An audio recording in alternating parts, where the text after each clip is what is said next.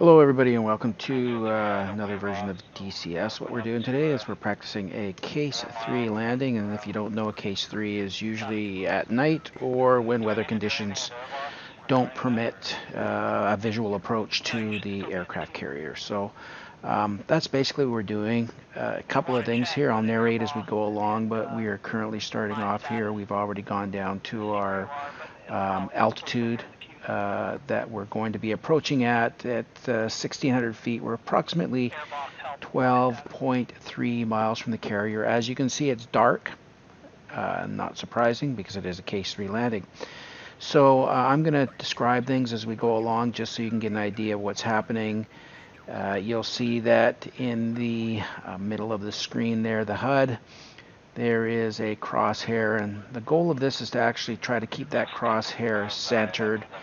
Right now we have a vertical crosshair, which means we're basically in line with the runway. Well, it's runway on the aircraft carrier. And when we get to within 3, maybe 5 nautical miles, I believe, we're going to see a horizontal indicator, which is going to be our basically the height that we need to be. We're going to try to follow those crosshairs all the way down, and that's really the only way to land on a runway. Now you'll see here that there's also a line, and at this point you can see I've dirtied up as well, and that E bracket's coming down. What we're doing is we're actually trimming it for about 150 knots at this point. The O that you see off to the left of the HUD is the indicator that says that we're currently we have the correct angle of attack and we're on speed. So at this point we are about 1,600 feet radar altitude. The R stands for radar altitude.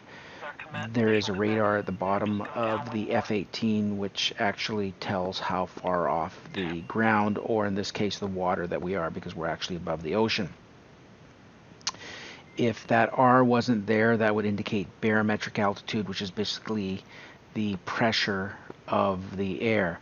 So as we're coming in here, we're now about it looks about 6.4 nautical miles, and you'll see a horizontal indicator has now appeared on the HUD, and what we're trying to do is we're going to try to put that on the velocity indicator, and that will mean that when those the vertical and the horizontal lines are basically set with the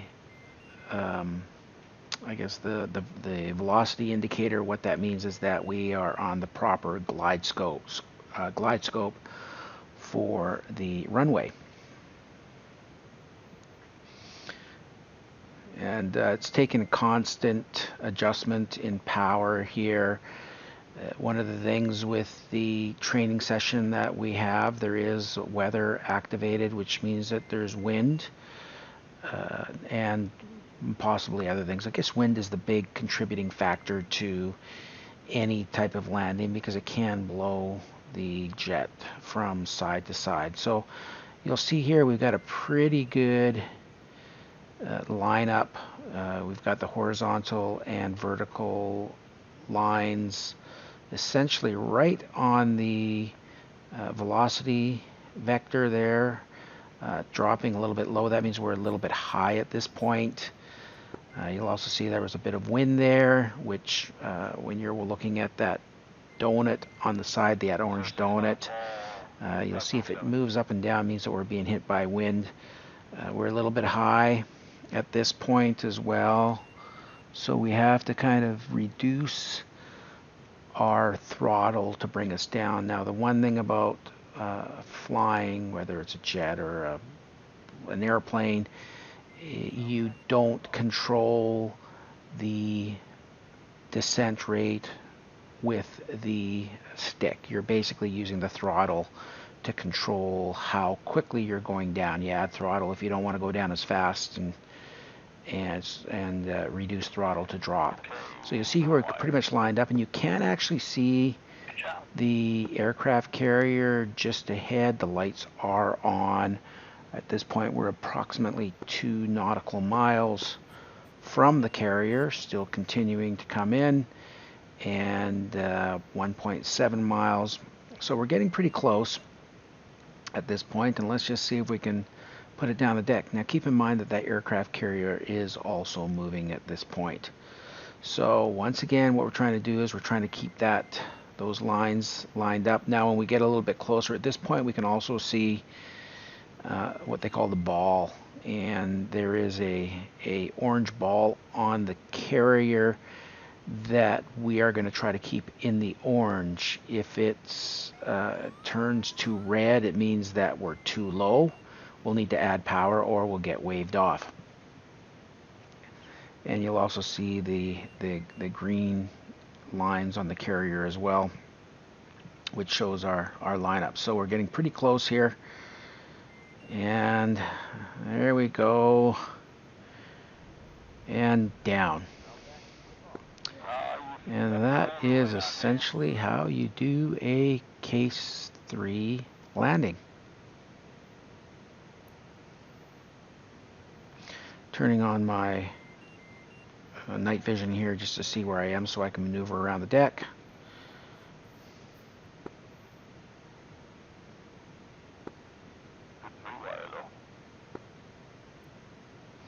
Gotta love VR. I know it's hard to tell from your side what it is, but wow, it's just absolutely amazing.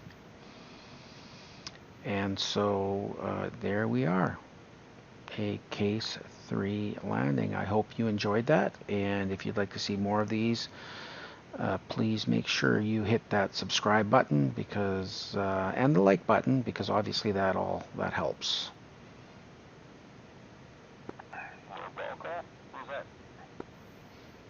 There's another pilot that came in. Unfortunately, he missed all those wires, so he has to go around and try again. I'm telling you guys everything to do, and I'm not thinking about what me to do. I never called commence, so I'm just going to go around because it wouldn't have been a graded path. All right. Thank you very much.